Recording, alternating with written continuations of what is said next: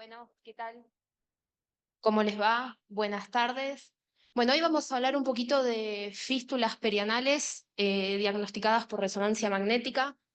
Esto en el hospital alemán era trabajo de todos los días y un trabajo en equipo multidisciplinario con el cirujano y el médico clínico. Bueno, ¿qué son las fístulas perianales? Bueno, la fístula es una conexión anómala entre dos epitelios, ¿sí? En este caso, entre el canal anal y en la piel de la región perianal y perineal. Fíjense, ahí tenemos un casito de una fístula en vivo, así es como lo ve el cirujano o el clínico en la guardia y después llega a nosotros. ¿Por qué nos consulta este paciente? ¿Qué es lo que tiene? ¿Qué es lo que le aqueja? Bueno, el paciente generalmente va a concurrir por dolor anal, sangrado y sobre todo secreción purulenta, como vemos en esta imagen.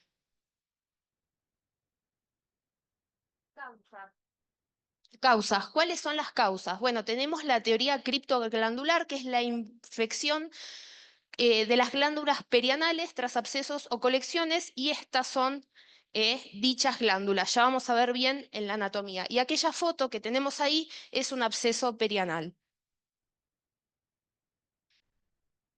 Como causas secundarias tenemos la enfermedad inflamatoria intestinal, les diría que es una de las principales causas, por radioterapia, que se ve mucho en paciente oncológico, sobre todo en las mujeres, posterior a la radioterapia en cáncer de cervix, las iatrogénicas, las neoplásicas y las obstétricas. Por ejemplo, acá tenemos una paciente, ¿sí?, por radioterapia, y esta que tenemos acá es una enfermedad de Crohn. El paciente que tiene enfermedad de Crohn, que es paciente con patología inflamatoria intestinal, realmente pierde la anatomía, ¿sí?, de lo que es la región perianal cuando nosotros lo vemos en visualización directa.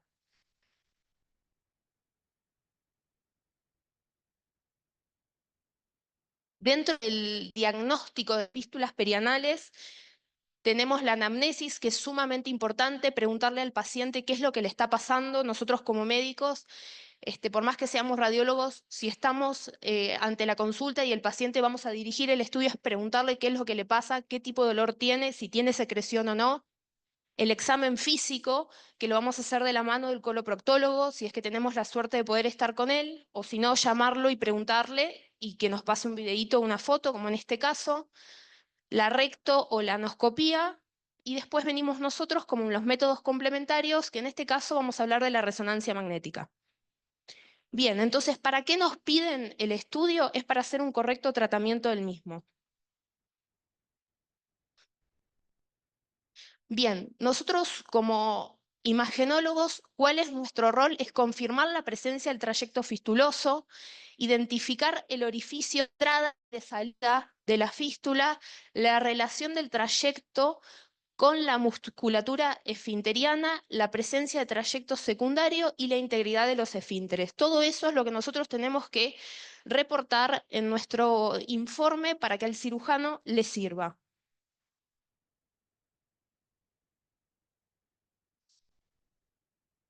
Bueno, esto lo vamos a repetir después en la clase de cáncer de recto y es muy, muy importante. Nosotros tenemos que conocer la anatomía del canal anal para entender de qué estábamos hablando.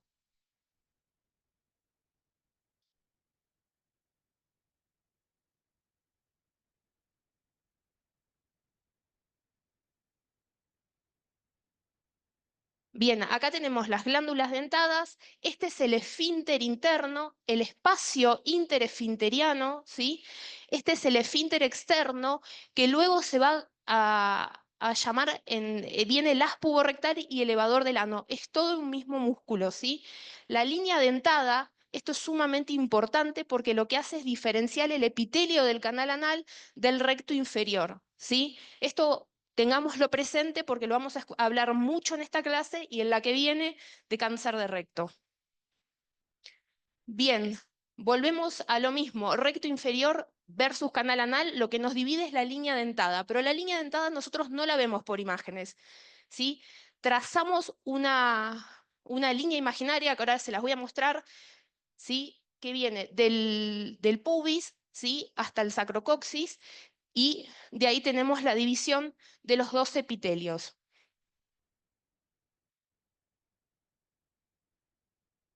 Ahí, como les expliqué, entonces tenemos recto inferior para arriba, canal anal para abajo y el anillo puborectal, que también es muy importante en estos casos.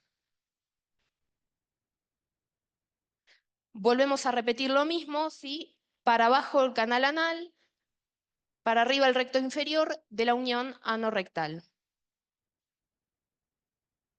Esto es un preparado de la Facultad de Medicina de la Universidad de Buenos Aires, en donde lo que yo quiero mostrar es el músculo elevador del ano, ¿sí? Que está compuesto por 3 fascículos: el pubo rectal, iliococcigio y pubococcigio.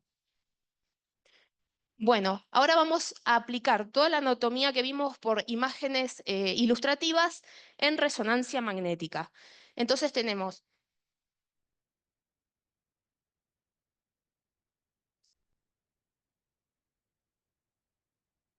la uretra, ¿sí? Señalada ahí, la vagina, el esfínter anal interno, el espacio interesfinteriano y el esfínter anal externo. Entonces, repetimos: uretra, vagina, esfínter anal interno, espacio interesfinteriano y el esfínter anal externo. Todas estas estructuras anatómicas son muy importantes. ¿Por qué? Porque en base a dichas estructuras nosotros vamos a ver cómo se comporta la fístula, desde dónde sale hasta dónde termina y por qué estructuras pasas, y así denominarlas. Bueno, volvemos a repasar un poquito ahora en imágenes la anatomía del complejo esfinteriano. Tenemos el esfínter anal interno, el esfínter anal externo y el elevador del ano. ¿Ves? Como yo les explicaba antes, tenemos el esfínter anal externo, acá viene el pubo rectal y este es el elevador del ano. Lo mismo ahí en otra secuencia, en otro plano. Volvemos a repetir lo mismo: orificio anal, esfínter anal interno, espacio interesfinteriano y esfínter anal externo. Fosa isquioanal, que es sumamente importante porque es para donde generalmente la mayoría de las fístulas se va a dirigir. Bueno, para estudiar necesitamos una pelvis de alta resolución, ¿sí? Esto se hace en un resonador de 1,5 Tesla más, ¿sí? Necesitamos hacer esta secuencia de un localizador. Partimos en un sagital T2, un coronal T2, un axial T2, un axial T2 FATSAT, la difusión y después el contraste, ¿sí? Lo importante es hacerlo en alta resolución, o sea, en cortes de 3 milímetros. ¿Qué importancia tiene cada secuencia? Bien, el T1 nos va a aportar muy buena anatomía, el T2 nos va a demostrar, ya que el líquido lo vemos hiperintenso, ¿sí? Y el trayecto fistuloso. Y en el T2 FATSAT, al anularnos las grasas, nos va a demostrar que eso sea verdaderamente líquido, ¿sí? La difusión, el papel, que juega un papel muy importante, que es si es restrictiva, es que es una fístula activa. Esto es importante saber si es fístula activa o crónica, ¿sí? Y el gadolinio, al ser fístula activa, va a realzar. En el caso de que tengamos fístulas crónicas, ¿sí? Los trayectos van a ser hipointensos, ¿sí? En T1, en T2, dada la fibrosis.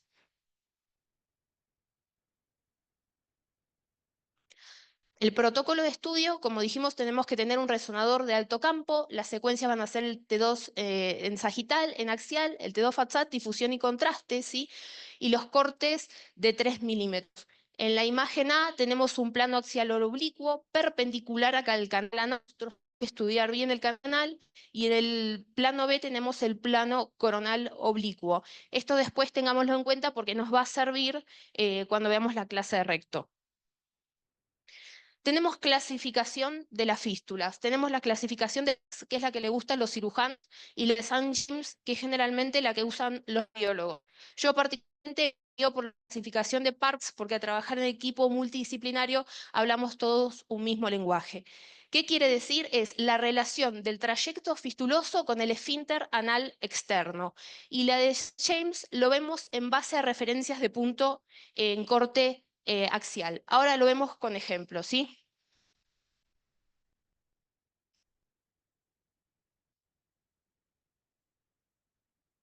Tenemos acá un dibujito que nos grafica bien la fístula que corresponde al número 1, ¿sí? Es una fístula interesfinteriana. Nos acordamos que siempre la relación con el esfínter anal externo, entonces origen de salida, atraviesa el esfínter anal interno y sale por el espacio interesfinteriano. La número 2 es una transesfinteriana, o sea, atraviesa el esfínter anal externo. La grupo 3 es la supraelevadora. Estas son fístulas realmente complicadas, ¿sí? Lo que hace es ascender a través del espacio interesfinteriano y descender por el elevador del ano. Y después la número 4, que son las extraesfinterianas, que no tienen nada que ver con el complejo esfinteriano.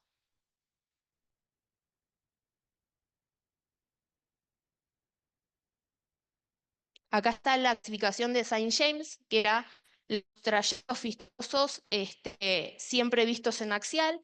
La número 1 es una interesfinteriana. La número 2 es una interesfinteriana con una colección o absceso, pero queda en el espacio interesfinteriano. La número 3 es una transesfinteriana. La número 4 es una transenfiteriana con colección o absceso, y la número 4 son las extraesfinterianas.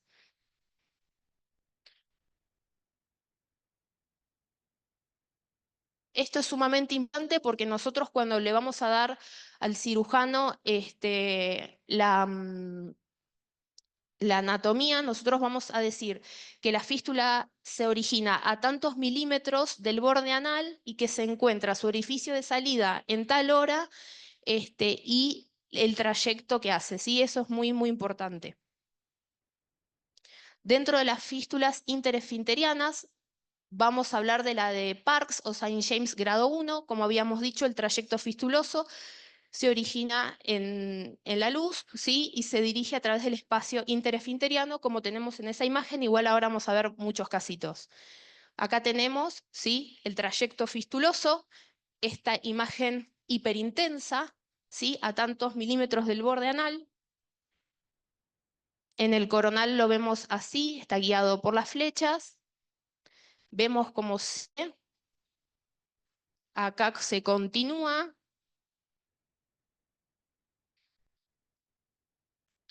cómo se continúa y cómo sale a nivel del pliegue interglúteo. Tenemos otro caso, mismo tipo de fístula, ¿sí?, interesfinteriana. Vemos cómo sigue. Esto más o menos es a nivel de hora 1 a 2, orificio de salida, y se dirige también al pliegue interglúteo. Y lo que agrega es que, si vemos acá, es una pequeña colección o absceso. Después tenemos las fístulas transesfinterianas, que son las Parkes grado 2 o las de Saint James, que lo que hace es atravesar el esfínter anal externo, como vemos en ese caso en donde apuntan todas las flechas que atraviesa el esfínter. Acá tenemos más casitos, acá está, atravesando el esfínter directamente. Y esto es muy importante porque el cirujano toma otra conducta que la fístula anterior. Y ahí vemos como la misma se alza tras la administración de contraste, entonces estamos hablando de una fístula activa. Más casitos de fístula serían activas.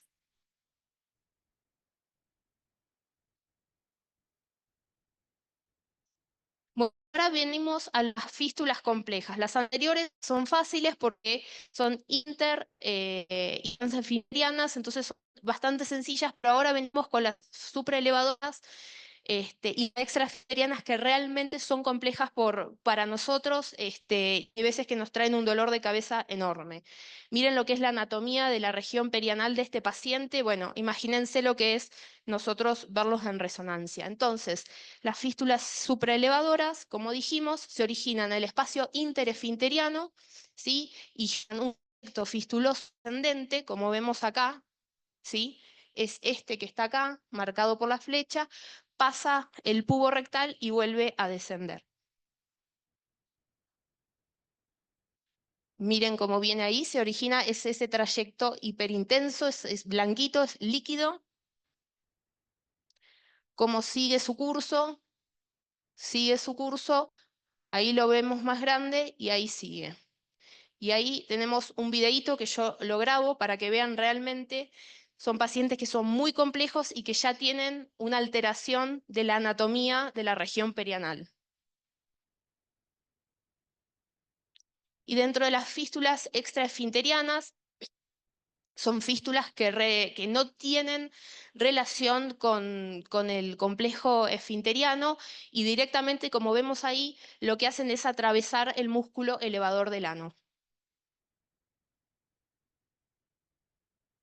Ahí es el mismo paciente, entonces tenemos acá el músculo elevador del ano derecho y el trayecto fistuloso que lo atraviesa.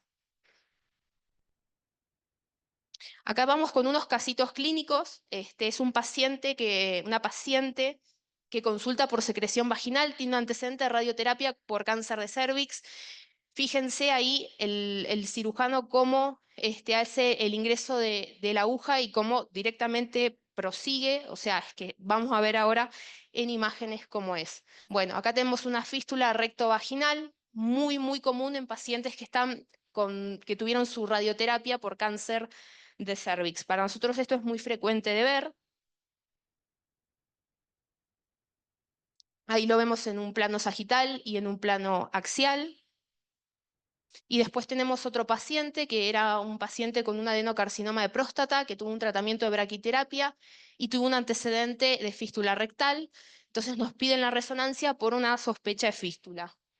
Bueno, ahí ven realmente que tiene una fístula enorme, realmente está todo continuado, la vejiga, el recto y la próstata, entonces tenemos una gran fístula y miren cómo terminó en este paciente en una amputación, ¿sí? Esto es un paciente que nosotros tuvimos en el hospital, caso real. Y bueno, ¿qué nos podemos llevar a casa? Es conocer la anatomía, por eso fui muy, muy precisa y lo repetí varias veces, cómo programar un estudio, cómo clasificar estas fístulas y qué es lo que realmente el cirujano nos pide para dar un informe correcto. Muchas gracias.